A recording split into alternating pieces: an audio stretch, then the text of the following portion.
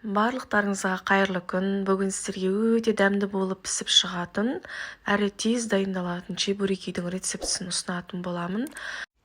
Каналыма тіркеліп, лайк басып, қолдап қойыңыздар. Сіздермен болған Айзада. Ең алдымен біз қайнаған бөлме температурасында суыған суымызға тұзымызды салып, жақсылап ерітіп, ұнымызға құямыз.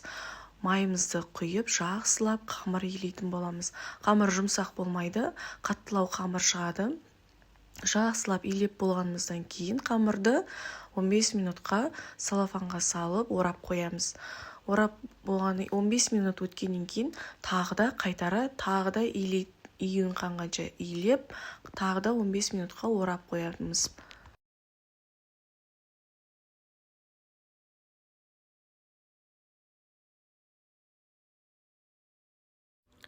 Пиязды осылай блендермен жақсылап езіп аламын. Қатты езбейміз. Жай блендермен араластырып отырып езіп аламыз.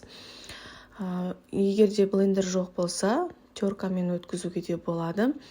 Осылай қызып тұрған майымызға етімізді салып, жақсылап қуырып аламыз. Одан кейін пиязымызды салып, жақсылап араластырып, тұз бұрышын дәміне қарай саламыз.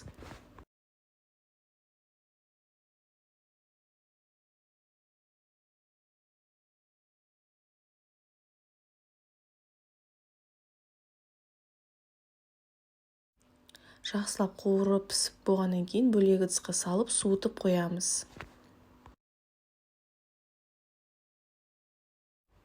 Қамырды осылай мен бір келкі етіп, бірдей етіп бөліп шықтым. 30-32 граммнан. Қамырды жаямыз. Қамырды егер сіздерде қатты жабысып қалатындай жағдай болса, кішкене ұн сеуіп жаюыңызға болады.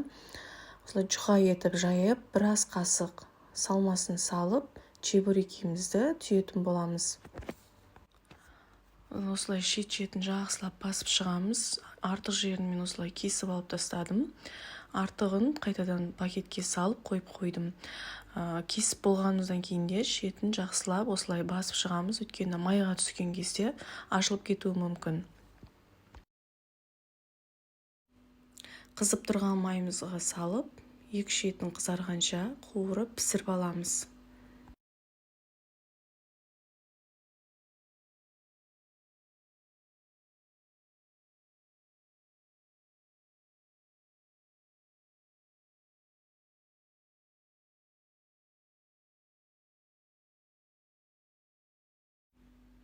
Сіздер де жасап көріңіздер, өте оңай әрі дәмді болып шығады. Сіздермен болған мен Айзада. Каналға тіркеліп, лайк басып, қолдап қойыңыздар.